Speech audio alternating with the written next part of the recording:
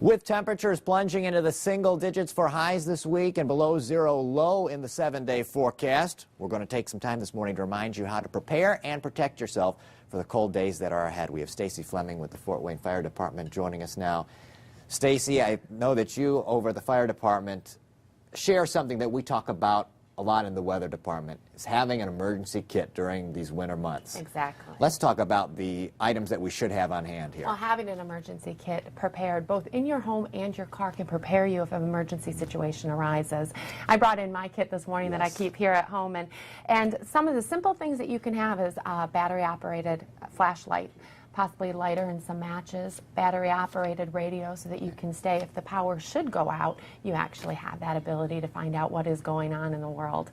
Other things that are in there, one of the things I learned when we had the ice storm was actually a manual can opener. Right. When the power's out, it can be difficult to go ahead and access your food. And to have some food on hand, that is either canned or something Canned food, that type of thing, and water, whether it be bottled water or even just filling pans when you know that bad weather is approaching. And I know during hot weather we always think about the calls that come in from people who may be suffering from heat-related illnesses. When it comes to the cold weather, how much of an impact does that have on the calls that you get from at the fire department? Well, as you said, anytime we have any significant weather pattern that comes through the area, we do see a spike in calls. But we're blessed, I guess, and looking on the bright side of this weather forecast, we're only looking at cold temperatures. We're not looking at really any significant snow accumulation or ice. So really right now it's about staying warm. And simple things that you can do is limit the amount of time, if you need to go outside, limit the amount of time that you're out there, but dress in layers. Dress in loose-fitting layers. Wind resistant is perfect, but wool and silk also keep body heat in better than cotton does.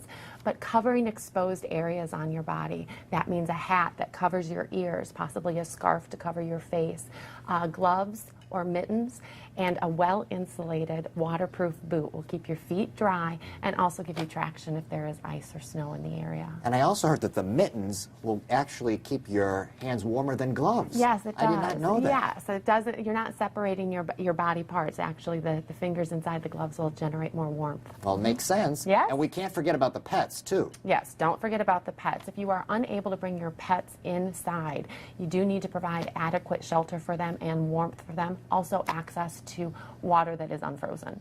And let's talk about the items that probably keep the fire department busy here during the winter when it comes to heating our homes. You know, mistakes people make that may be, devastating the results if they don't do things properly. Yes, there's a number of things that people do. One, frozen pipes are often a common problem in this extreme weather, and thawing those.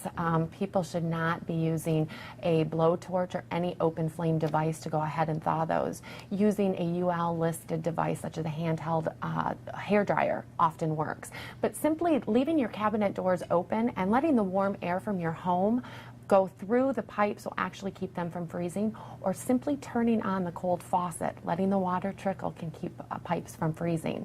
One thing that we do also see oftentimes is people using an oven or a stove to try to heat their homes. This should never be used. All right, Stacey, thank you so much for coming and filling us in on these tips. I think we're ready for the cold. I think we are. We will have more on news and weather coming up when First News Weekend continues.